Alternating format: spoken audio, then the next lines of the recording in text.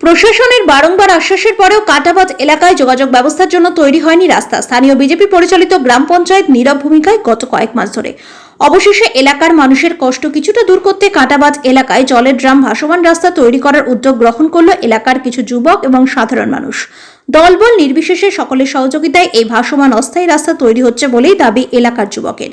উল্লেখ্য, চলতি বছরের 13 আগস্ট মালদা জেলার মানিকচক ব্লকের দক্ষিণ চণ্ডীপুর গ্রাম পঞ্চায়েতের কাঁটাবাজ এলাকায় নবনির্মিত রিং বাঁধ ভেঙে কয়েকদিনের জন্য প্লাবিত হয় বুধনি থানার অন্তর্গত 3টি গ্রাম পঞ্চায়েতের একাধিক গ্রাম।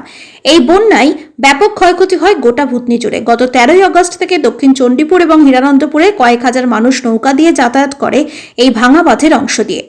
নৌকায় অতিরিক্ত ভাড়া দিয়ে প্রত্যেকদিন জীবনের ঝুঁকি নিয়ে হাজার হাজার মানুষ নৌকা পারাপার করে নিত্যদিনের কাজে যাতায়াত করেন।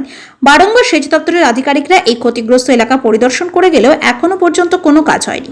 স্থায়ীভাবে কাটাবাঁধ এলাকায় লকেট এবং ভাঙা বাঁধ কোনো নির্মাণের দাবি তুলেছে সাধারণ মানুষজন। অথচ বন্যার সময় সেচ দপ্তরের তরফে বালির বস্তা দিয়ে এই এলাকায় কাজ করা হচ্ছিল, কিন্তু এখন কোনো কিছুই করা হচ্ছে না। স্থানীয় বিজেপি পরিচালিত গ্রাম পঞ্চায়েতের বিষয়টি জানালে তারা কোনো রকম পদক্ষেপ গ্রহণ করেনি বলেই জানা যায়।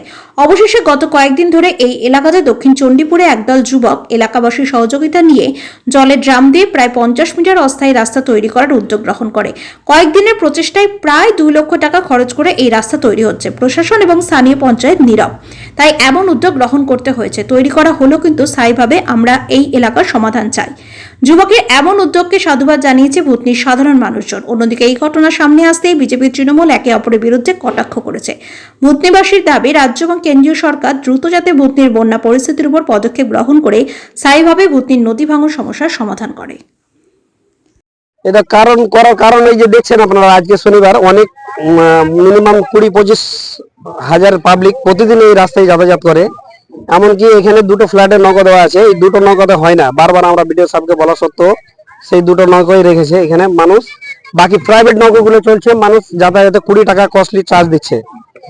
এই যে সাধারণ মানুষের দুঃখ কষ্ট দেখে আমরা এই সিদ্ধান্ত নিয়েছি কি ভুতনির মানুষ এখন থেকে নিয়ে প্রায় 3 মাস 3.5 মাস হয়ে গেল এই রাস্তাটা নষ্ট হওয়া, বাঁধটা কেটে যাওয়া। এখন অবধি না রাজ্য সরকার, না কেন্দ্র সরকার, না সেচ দপ্তরের কোনো এখনো এই রাস্তার কোনো সিদ্ধান্ত নেয়নি। শুধু প্রতিশ্রুতি দিয়ে গেছে এই লক গেট হবে, সুইচ গেট হবে হবে বলে গেছে, কিন্তু এখনো বাস্তবায়িত কোনো কাজ হয়নি। তার জন্য আমরা যুব সমাজ, এই দক্ষিণ চণ্ডীপুর অঞ্চলের কিছু যুব সমাজ মিলে এটা উদ্যোগ নিয়ে আজকে তার 3য় দিনের কাজ চলছে আমাদের। হয়তো কালকে সম্পূর্ণ করবো আমরা কালেকশন। আমরা জনসাধারণের কাছে মিলেই আমরা এটা করছি, কোনো পার্টিগত বা কোনো পার্টি ফান্ড থেকে এটা হচ্ছে না। আমরা জনসাধারণ মিলে চাঁদা কালেকশন করে এটা করছি। এই বাঁধটা যে নতুন বাঁধটা নির্মাণ হয়েছিল, এই বাঁধটা ছিল 1,35,00,000 টাকার বাঁধ। সেটা এক বন্যায়ও লাস্টিং করতে পারেনি। গঙ্গার ও ফ্লোরা নদীর জল বাড়ার কারণে সেটা ভেঙে পড়ে। না, সঠিক যেইটুকুগুলো স্যাংশন হচ্ছে সেই টাকাগুলো যদি সঠিকভাবে কাজ হয় তাহলে আজকে এই বাঁধটা ভাঙতো না। বা আমরা এটাই প্রমাণ করলাম কি 2 লক্ষ টাকার যে ব্যারিজ দিয়েও মানুষ যাতায়াত করতে পারে, যে মানুষ বা টু হুইলার গুলো যে নৌকায় পার হচ্ছে সেটা এটা দিয়ে করতে পারবে। দেখা যাক, তো আমরা সরকারের ঘুম ভাঙানোর জন্য এটা করেছি। যদি দেখে ঘুম ভাঙে কি রাস্তাটার দরকার আছে, কারণ এই দক্ষিণ চণ্ডীপুর, হিরানন্দপুর এই দুটো অঞ্চলের একমাত্র মথুরাপুর বা মালদা যে কোনো প্রয়োজনীয় মানে ভুতনিতে মানিকচক ব্লক থেকে নিয়ে মালদা মেডিকেল কলেজ থেকে নিয়ে কোর্ট থেকে নিয়ে সব একমাত্র এই রাস্তা। তো দেখা যাক সরকারের ঘুম ভাঙে কিনা। আর এগুলো কাজ করছে এখন বর্তমানে সবই ভুতনির বাসিন্দা, ভুতনির যুব সমাজ ছেলেগুলো সব ইয়াং ছেলে। অ্যাকচুয়ালি কাজ করেছে কি নৌকায় পার হতে অনেক সময়ের ব্যাপার, ওদের কাজ কোথাও কাজে গেলে সময় নষ্ট আছে, নৌকাতে পারাপারে অসুবিধা। দেখলাম সরকার তো কাজ করেছিল 1,35,00,000 টাকা, কিন্তু কাজের ভিতরে কোনো কাজ এখনো স্থায়ীভাবে কোনো কাজ হয়নি। সরকারকে এটা জানাতে চাইছি, যারা যুব সমাজগুলো দেখাতে চাইছে, দেখো রাস্তাটা যেটা আছে 2 লক্ষ টাকার মাত্র, সেই রাস্তা দিয়েও পারাপার হওয়া যাবে। এখন শেষ সিদ্ধান্ত আমরা যুব সমাজগুলো বেছে নিয়েছে কি 2 লক্ষ টাকার ব্যারিজ দিয়েও পারাপার হতে পারবে। তাই তো মনে হচ্ছে আত্মসাৎ না হলে তো রাস্তা দিয়ে পার হতাম আমরা, কিন্তু রাস্তাই তো নেই এখন বর্তমানে বেঁচে। এই কাজটা তো ছেলেগুলো তো বললো ডাইরেক্ট আমাকে হয়ে যাবে, রবিবার ফাইনাল দেবো। আর 3 দিন থেকে মাত্র কাজ করছে, 3 দিন থেকে কাজ ভাসমান ব্যারিজ তৈরি করে রেডি করে দিয়েছে।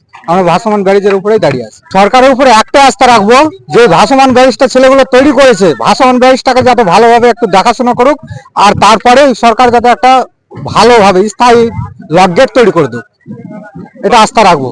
এই ব্যারিজটা যাতে নষ্ট না হয়, যতদিন রাস্তার সিদ্ধান্ত না হচ্ছে সরকারের উপরে, এটাই আমার আস্থা। ভুতনি নিয়ে পশ্চিমবঙ্গ সরকার এবং পশ্চিমবঙ্গ সরকারের সম্মানীয় মুখ্যমন্ত্রী অত্যন্ত তৎপর আছেন, প্রতিক্ষণে করে খবর রাখছিলেন তিনি ভাঙনের সময়ও, আর এখনও তিনি খবর রাখছেন। ডিপার্টমেন্ট, ইরিগেশন ডিপার্টমেন্ট তৎপরতার সাথে সেটা লক্ষ্য রাখছে। দ্রুতগতিতে সেই রাস্তা সারাইয়ের কাজ বা ব্রিজের কাজ যা হোক বা লোকগেটের কাজ, সেটা গভর্নমেন্ট থেকে করা হবে। মাঝখানে দাঁড়িয়ে যে মানুষের যাতায়াতের জন্য যে ব্যবস্থাটা করা হচ্ছে সমস্ত গ্রামবাসী মিলে করছে, কিন্তু এটা সম্পূর্ণ দায়িত্ব ছিল ওই গ্রাম পঞ্চায়েতের প্রধানের।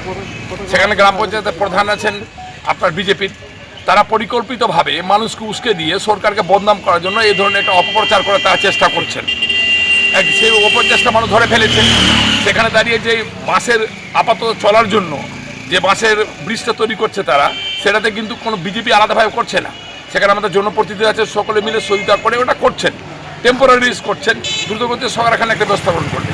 কিন্তু বিজেপি গোটা দেশ জুড়ে যেভাবে তাদের মানসিকতা, গোটা রাজ্য জুড়ে তাদের নেতাদের যে মানসিকতা, অর্থাৎ শুধুমাত্র রাজ্য সরকারকে বদনাম করা, মানুষকে মৃত্যুর মুখে ঠেলে দেওয়া, মানুষকে বিপদের মুখে ঠেলে দেওয়া, ধর্মের মানুষকে ভাগ করা, তার একটা মন্দির তারা সেখানে দেখাচ্ছে। সেখানে পরিকল্পিতভাবে চেষ্টা করছে 2026 সালের শুধু নির্বাচনের জন্য। সেখানে মানুষ তৎপর, সর্বস্তরের মানুষ তৃণমূল কংগ্রেসের সাথে আছেন, মামাজি মানুষের সাথে আছেন, মমতাবাদীর সাথে আছেন। সরকার দ্রুতগতিতে তার একটা স্থায়ী ব্যবস্থা সেখানে করবেন। আপাতত যেটা হচ্ছে সেটা প্রধানের করা উচিত। প্রধান কেন করেনি? প্রধানের সম্পূর্ণ ব্যর্থ। এই ব্যর্থতা প্রধানকে নিজের মাথায় নিতে হবে।